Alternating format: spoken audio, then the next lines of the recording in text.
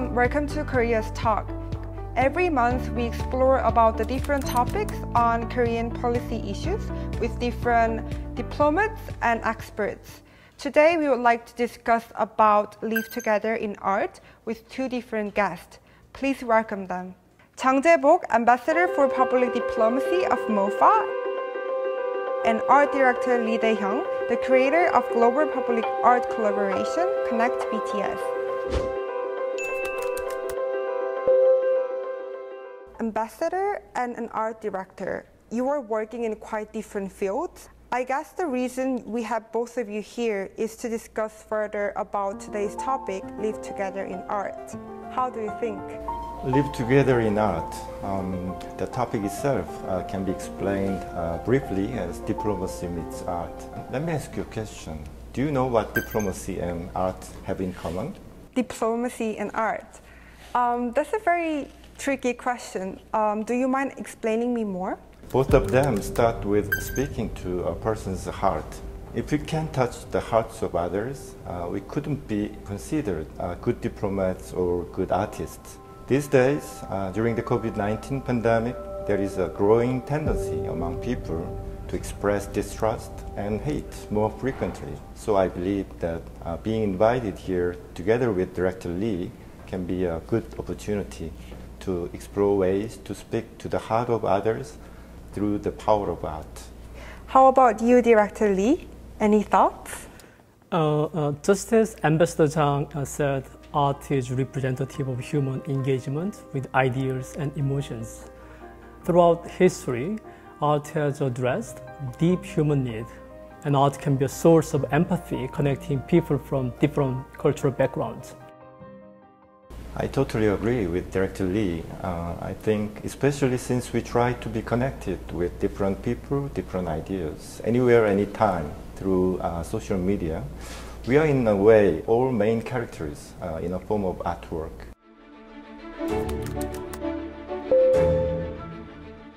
The entire world stays connected through these digital platforms, and we have access to a huge amount of real-time information online. But at the same time, it's also true that fake news or false information proliferates on social media.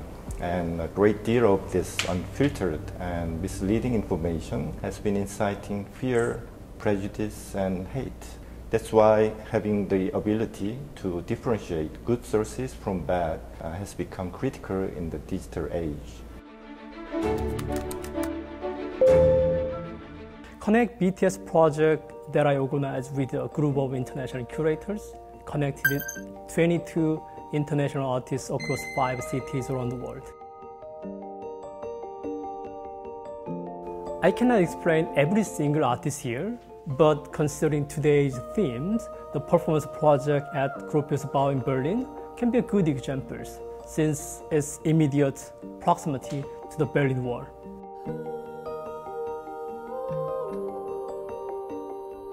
When Berlin Wall fell, I thought there would be no more ideological conflict. But today, invisible, higher, and thicker walls of hatred is still separating people from people. The kind of wisdom that destroyed the Berlin Wall back in 1989 is not functioning properly against the invisible walls of discrimination and hatred.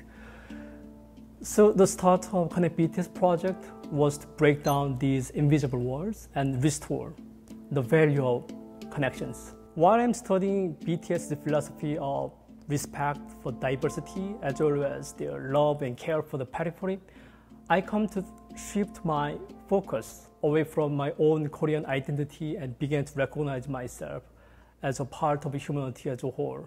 Ultimately, every individual is important because we are all different.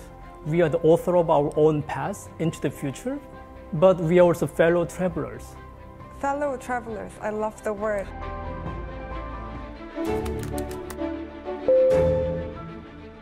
I'd like to address one more thing. We need to educate ourselves so we can have broader and more diverse perspectives. UNESCO is carrying out a form of civic learning called Global Citizenship Education to address issues like discrimination, human rights violations, and inequality in the world. It emphasizes universal values such as humanity, tolerance, and respect for diversity. In fact, Korea has led the creation of the Group of Friends for Solidarity and Inclusion with Global Citizenship Education, which was launched by UNESCO in May 2020. I believe that there are many other people like me who would love to hear more about Live Together project. Thank you for bringing it up. At this point of the COVID-19 pandemic, I do believe it is critical to raise social awareness and encourage people to embrace cultural diversity and inclusiveness. In order to fight against racism and hate, Ministry of Foreign Affairs is promoting the Live Together campaign together in partnership with UNESCO. A variety of people around the world are actively participating in this initiative, and they are finding it relevant to their lives at this difficult crossroads in globalization. People from all walks of life, including high-level officials, diplomats, actors and actresses, singers, students, even Pengsu, giant penguin, have joined the campaign, as you can see on the Instagram account. Besides Live Together campaign, I would also like to mention another challenge called Stay Strong. That's right. Ministry of Foreign Affairs has been trying to deliver positive messages to the sections of the public that have been experiencing difficulties through various campaigns. The Stay Strong campaign, which aims to help overcome the COVID-19 crisis through global solidarity, has received worldwide attention as well. I think everyone can be a diplomat by spreading positive influence through these kinds of campaigns. This is what public diplomacy is about. I think what you just mentioned is really critical. Last year, the year of social distancing to fight back against the corona pandemics, I witnessed unprecedented polarized world of xenophobia, antagonism, and nationalisms.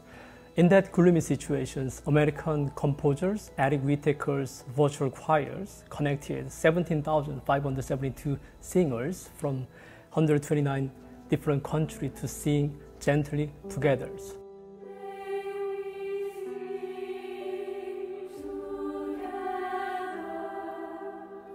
It was so touching and so beautiful that it would melt the ice barriers that emotionally separate peoples. The project brought the world back together in harmony, voices of different peoples who never met before. The highlight of this project, I think, you can find the names of all 17,572 peoples listed in the end of credit. If we can be connected together and sing together, it becomes a true work of art that can change the world. Thank you very much. Today, as a host of the very first episode of KOREAZ Talk, I feel very honored to have a meaningful conversation with you two and collaboration of diplomacy and art. I believe that when it comes to the direction of collaboration and diversity, it will be very meaningful. Ambassador Zhang and Director Lee, thank you very much again for being on the show today. We're KOREAZ Talk. Make sure that you like and subscribe the KOREAZ channel. Thank you.